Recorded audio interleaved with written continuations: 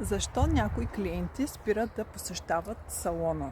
Изчезват внезапно и професионалистите започват да се чудят дали причината е в тях, какво не са направили, нещо нередно ли са направили спрямо клиента и започват да се обвиняват. На първо място клиентът сменя салона, ако не е доволен от качеството на услугата, от качеството на материалите.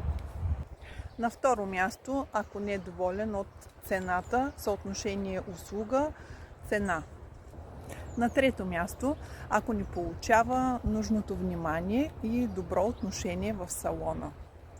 На четвърто място, ако не получава професионално отношение и коректност от вас.